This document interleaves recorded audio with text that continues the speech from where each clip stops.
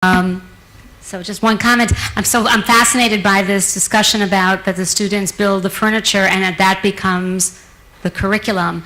I don't know whether that's something that can really be promoted more in India. I know we would have a challenge in the United States because there's such rigid curriculum, curricular requirements. So that's actually one of, when we get to the challenges part, that's one of the challenges, as in, if you do identify that there is a better way to teach, is there a way to avoid what they're already mandating that you teach? Anyway, that's on the side. Okay, now IBM, so I'm coming at this from the, from the perspective of IBM research. IBM research has a very deep and rich history in analytics. We've done it in a number of industries. We've done it in healthcare. For example, can you take a look at various people and their illnesses and come up with better ways of identifying what would be a suitable medication for a particular illness. So we're using it in a lot of good ways, and education is the next big thing that we are addressing using this deep analytics as more and more education goes digital.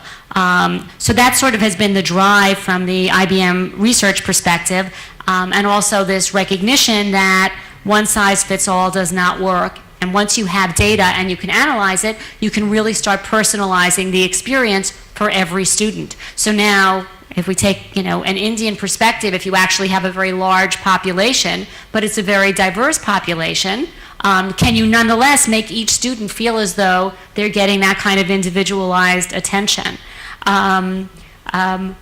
One of the first projects that we have on this is in a large school district in Georgia, the Gwinnett County School District, and our first foray into this was, now that you have all this data about a student, can you predict when this student is in fourth grade, what's the likelihood that this student is actually going to fail by the time that they're in 8th grade? And they've discovered that with the data they have, looking at other students who either did or did not make it to 8th standard,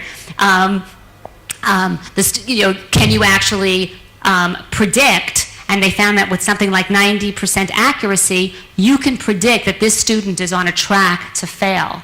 And then can you also use the data to say, well, some students who look just like you in 4th grade nonetheless succeeded. Can we take a look at all the things that a student that looks like you did and then apply the same to you, as in these learning materials seem to help, these mentorships, these internships, these other experiences, so that you could change the course of history. So that's sort of a very exciting use of analytics and personalization that we are looking at. And as I mentioned earlier, we're also looking at using this same information to do a better job of matching students to careers, because there is this big problem in the United States and worldwide with students graduating and nonetheless not able to get jobs. So there seems to be some mismatch in terms of what's going on in education and what the career world is looking for. So how do we do a better job of marrying those two by doing deeper data analysis?